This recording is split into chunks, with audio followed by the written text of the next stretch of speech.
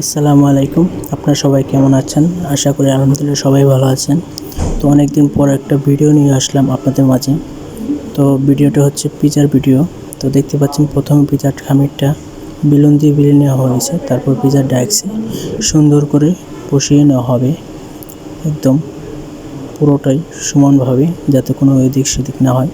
তারপর pizza sauce দিয়ে এটা সুন্দর করে চারি সাইড দিয়ে মিনিট করে দেওয়া হবে। তারপর এখানে পিজার চিকেন দেওয়া হবে সুন্দর করে, তারপর চারের সাইড দিয়ে সুন্দর করে সাজিয়ে দেওয়া হবে, দেখতেই পাচ্ছেন। তো পিজা হচ্ছে 3টা স্পাইসি পিজা।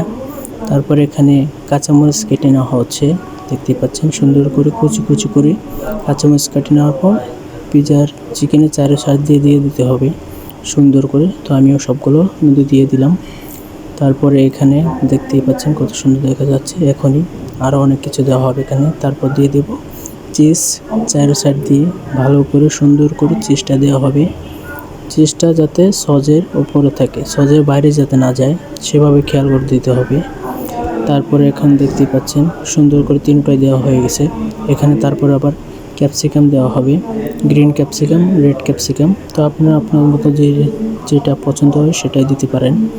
এখানে সুন্দর করে জুলিয়ন করে কেটে নেওয়া, তারপর এখানে চিজের উপরে দেওয়া হচ্ছে সুন্দর করে সাজিয়ে, দেখতেই পাচ্ছেন এটা।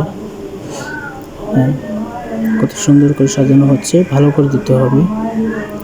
তো এখানে 3টাই দেওয়া হয়ে গেছে। তারপর দেওয়া হচ্ছে মাশরুম। এখানে মাশরুমও কুচি কুচি করে দিয়ে দিতে হবে সবটাই। এটা মনে রাখবেন, মাশরুমটা দিলে মাশরুমটা খেতে অনেক ভালো লাগে। তারপরে এখানে দেওয়া হচ্ছে অরিগানোটা চারের সাইড দিয়ে দিতে হবে, তাহলে আরও সুন্দর দেওয়া যায়। তারপর এখানে পিজাটা ওভেনের ভিতরে ঢুকিয়ে দিলে, এখন পিজাটা হয়ে গেলেই হলো। তো পিজাটাই এখানে আমি ওভেনের ভিতরে দিয়ে দিলাম, দেখতেই পাচ্ছেন। এখনই হয়ে যাবে, 5 মিনিট লাগবে। তো আমার পিজাটা হয়ে গেছে প্রায় কমপ্লিট। দেখেন কীভাবে নামানো হয়, দেখেন কত সুন্দর দেখা যাচ্ছে। এখন কমপ্লিট হওয়ার পর অনেক সুন্দর দেখা যায় পিজাগুলো, দেখতেই পাবেন।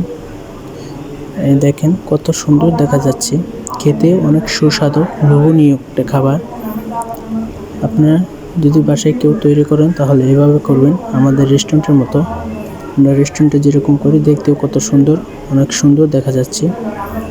তারপর এখানে পিজাটা কেটে নেওয়া হবে, দেখেন চাপাটি দিয়ে কত সুন্দর করে কেটে নেওয়া হচ্ছে। এই যে দেখেন, চারিদিক দিয়ে কেটে নিতে হবে সুন্দর করে। হ্যাঁ, দেখতেও যেমন সুন্দর, খেতেও অনেক সুন্দর। দেখেন পিজাটা কত সুন্দর হয়েছে, না খেলে বুঝতে পারবেন।